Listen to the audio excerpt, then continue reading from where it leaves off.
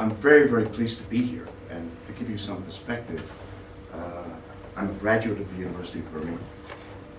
And I was just telling the bishop, I walked by the place where 45 years ago, the registry office, I married my wife. And so I am very, very sentimental about the West Midlands because obviously I enjoyed it on more than one level. And about 6 or 7 years ago, John Bryson and I said, you know, the city of Chicago and the city of Birmingham are sister cities. And all we do in that relationship is have tea parties. And the one that finally drove me crazy was the most innovative hat competition. And fortunately, in the last several years, we've had consul generals who would like to see us move beyond this trivial connotations and try to do something important. And so City Ready, I think, provides us with a very important vehicle to connect two very, very important city regions, one in the US, one in the UK, that have a lot of history in common, that have a remarkable number of differences. But as I was listening to John, I think you could have substituted the word Chicago and Midwest for a lot of what he said, because clearly I think we have a great deal that we can learn from each other. And just to give you some notion, I probably created the first model of the West Midlands economy. It was not in 1954. It was the data from 54. That's how much lag time we had. So this was done in 1969, and 15 years was the most recent data we had available. So we complain now about data availability, but believe me, it's so much better. My lab, let me just take a few minutes to talk about it. We were formed as a collaborative venture between the Federal Reserve Bank of Chicago, which is one of the 9 branches of the Federal Reserve System. Why? Because both of us were interested in trying to enhance the quality of public policy decision making. And as a result, we merged the Regional Economics Group and the bank with our operation. And we now provide a whole range of things. And one message that John articulated very clearly, I want to really reinforce. There is no one model. There is no one form of analysis. We need a suite, because the types of problems, the types of issues are going to require a smorgasbord. And the idea is to make sure that they're consistent, they're built on a common database, that they are able to talk to each other. But the idea that there is out there one massive model that's going to answer a lot of questions is really a mistake. So we look at housing forecasts. We have a separate model to do that on a monthly basis. We make projections to 2040, soon to 2050, on an annual basis. What is the economy going to look like? What are some of the changes? What would happen if we built a 3rd airport? That's a sort of familiar problem that we hear in this country. Unfortunately, we don't have anything like High-Speed 2 to consider. High-speed rail in the US is 80 miles an hour, and we're really traveling and slowing down behind freight trains. We are very international, all right? We've had over 400 visitors from around the world.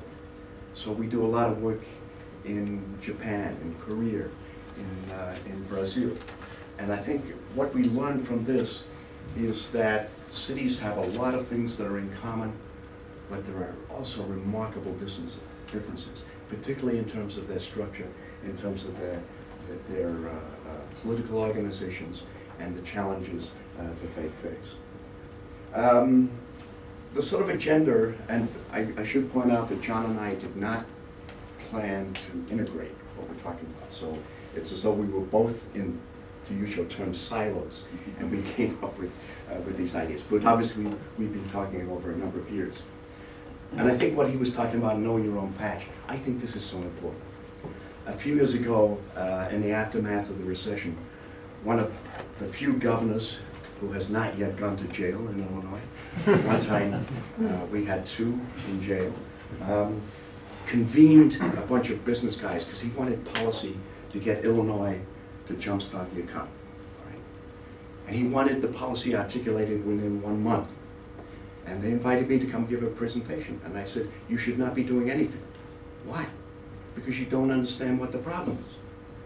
And the analogy is, if you go into see a physician, and the guy doesn't look at you and writes a prescription and hands it to you and say, take this, what confidence would you have in the quality of that diagnosis?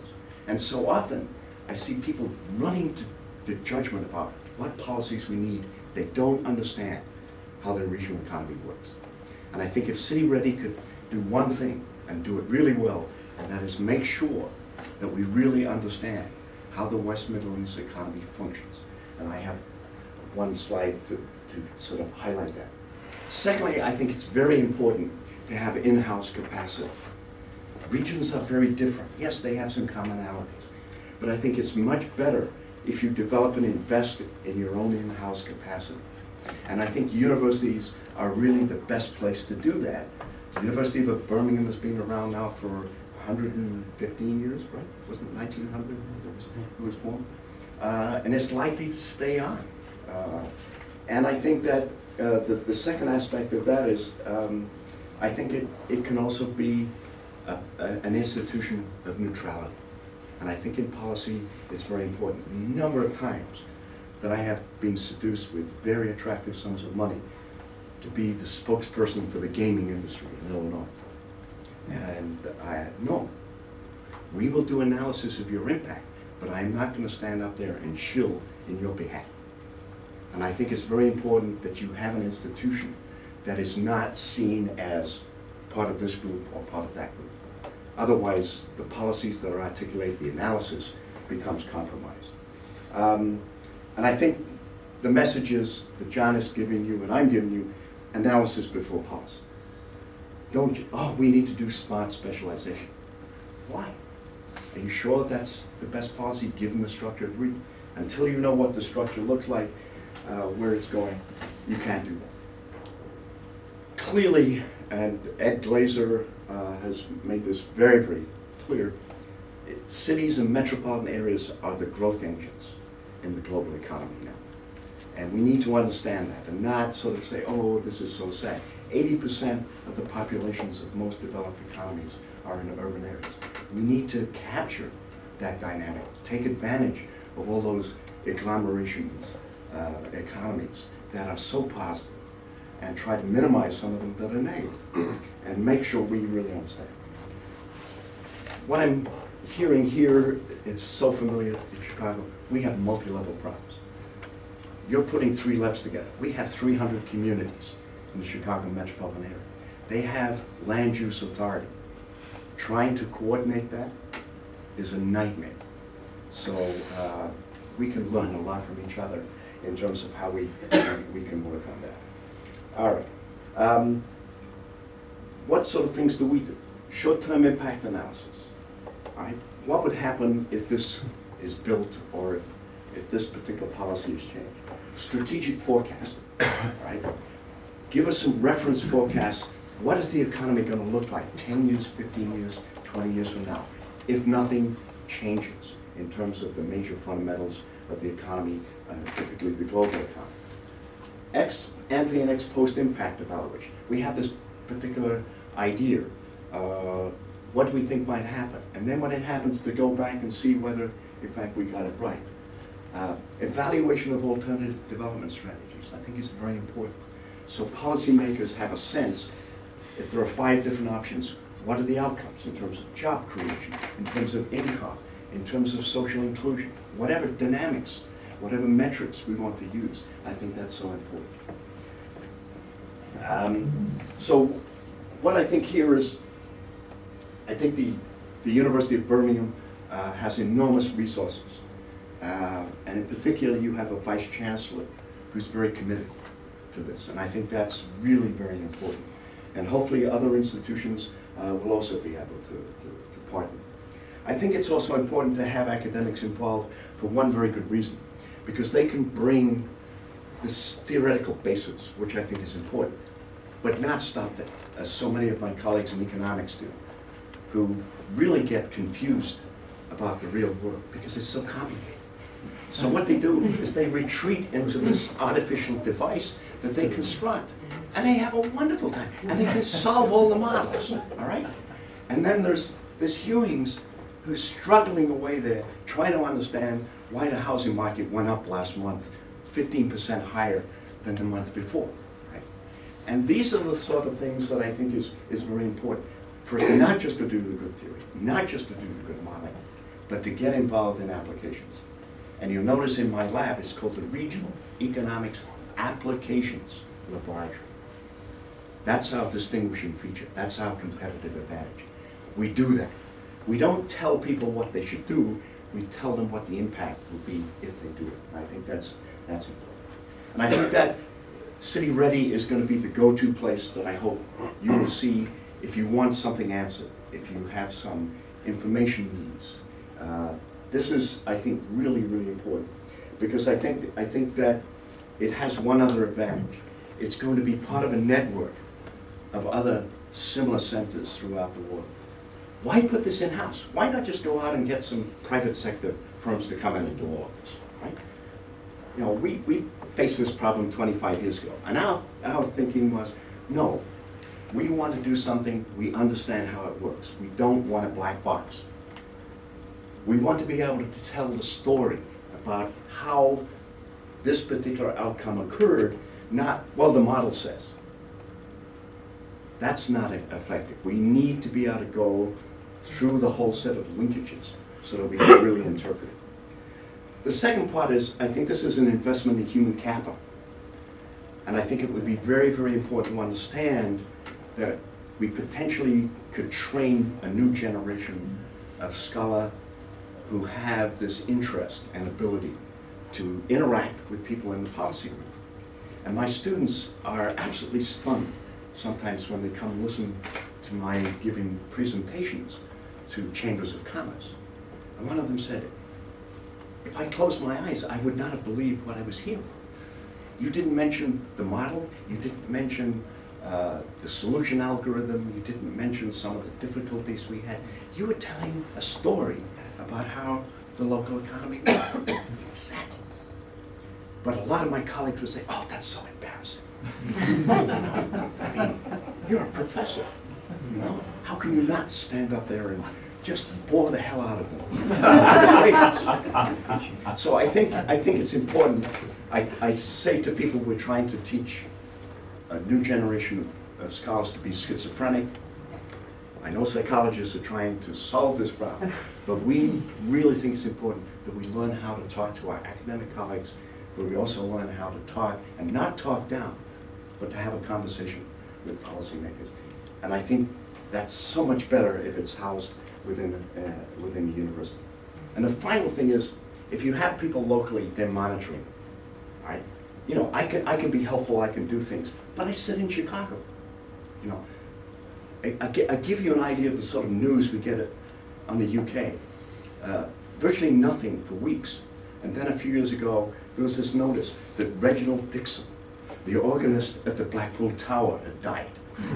I mean, that's the quality of information, and you want me to try to understand what's going on in Birmingham, when the only thing I know is the organist at the Blackpool Tower died.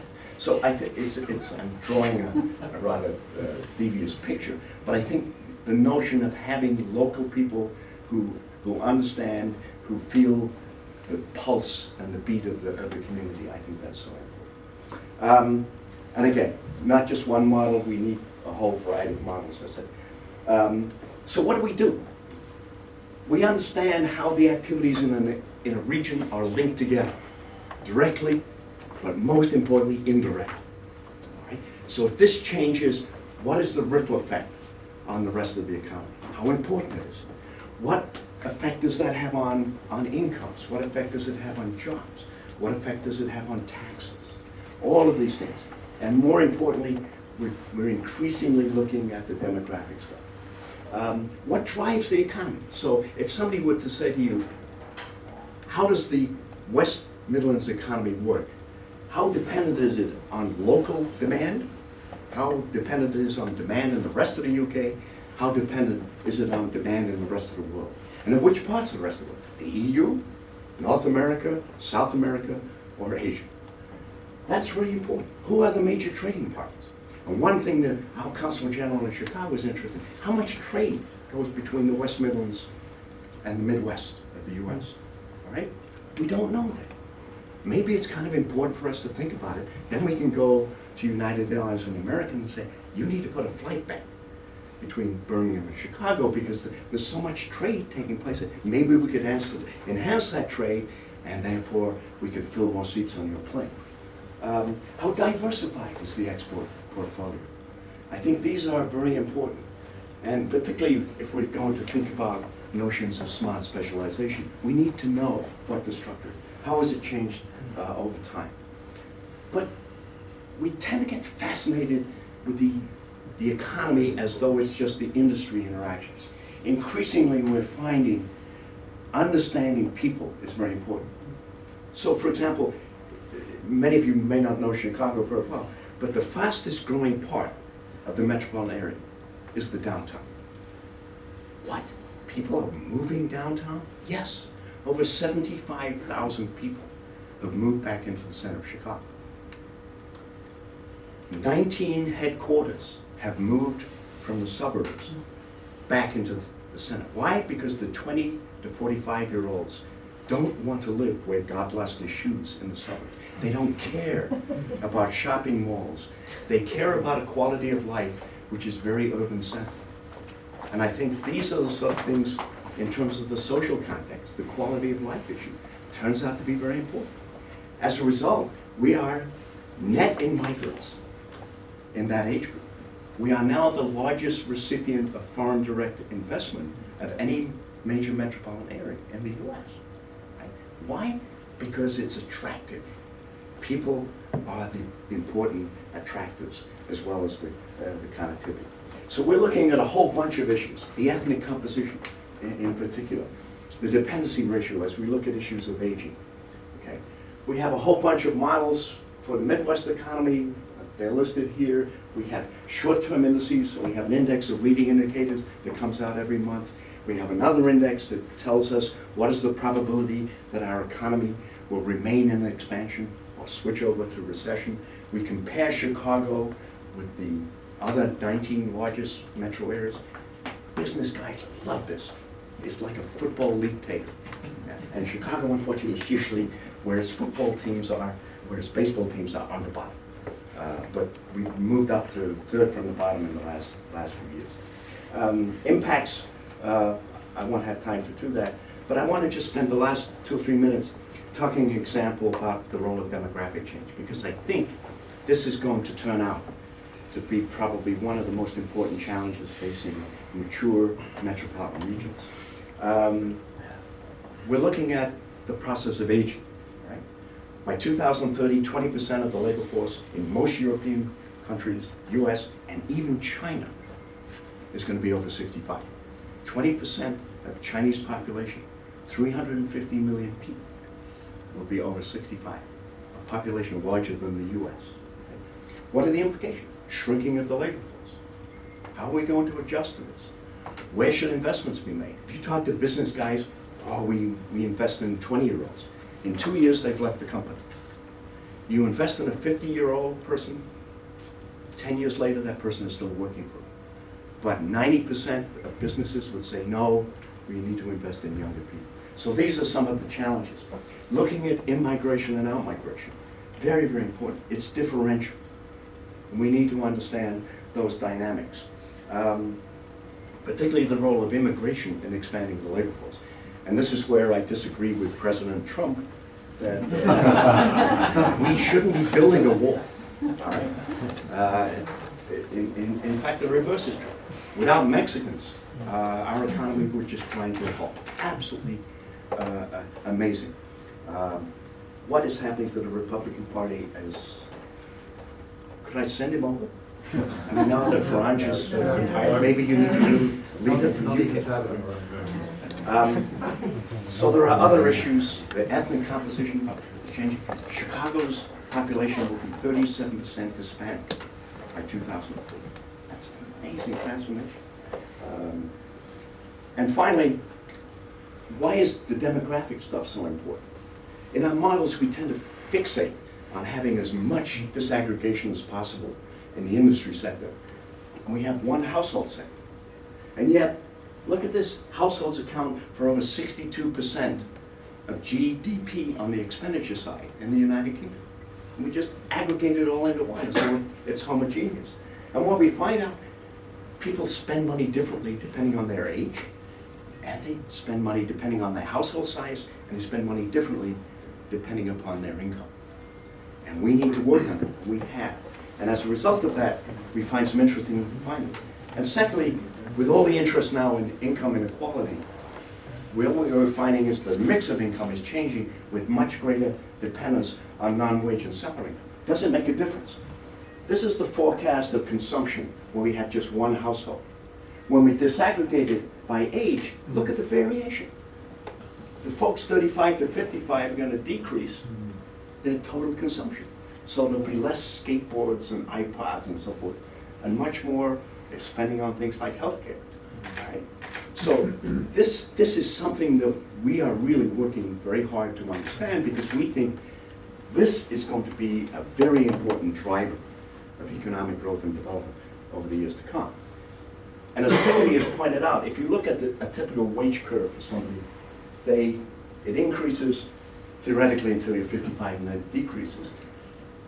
I don't know anybody whose salary has decreased, but this is economists. All right? But the most important thing is, as people age, a greater share of their income comes from non-wages and salaries. Now, from an accounting perspective, where does that originate? If I have money from a mutual fund, where does that come from? It may be invested in a company in Singapore or a company in Canada, et cetera, et cetera. It becomes an accounting nightmare. But increasingly this is happening. And as you move into retirement, 20% of our population will be down here, no wage and salary income, capital income and pension income. Right? Where they live and where they spend that money is going to be important. They're going to be an important economic engine. Keeping them at home is going to be very important. We have some hope, because we're finding in the Chicago region, a lot of people go to Florida because they think, it's beautiful, sun shines and so forth. And then they discover it's full of old people. And one of them, my neighbors said that they came back to Chicago. Why? Because they realized they were living in death's waiting room. All right? And what we now realize that we now have a city office on aging, which is trying to address these issues. Secondly, they spend a hell of a lot of money locally, particularly on healthcare, which has the highest ripple effect on the economy. And not just for high-skilled medical, but a whole range of skills. So this is why the demographic stuff is so important. So the first thing is, how do we think regionally? Can we exploit this sister relationship to do something really strategically valuable by linking Ready with Real, among other things? What about communities within the regions? How do we address that one? The vertical dimension is something I think we can work on. And the final comment is, we talk about regional competitiveness, but what we have discovered in the last few years is regions are at one and the same time becoming more dependent on other regions because of the nature of value chains and more competitive. And so our model that it's one or the other has got to be changed. It's both. And those are the interesting challenges, and this is why I'm really excited by what you're doing. Thank you for this. Thank you.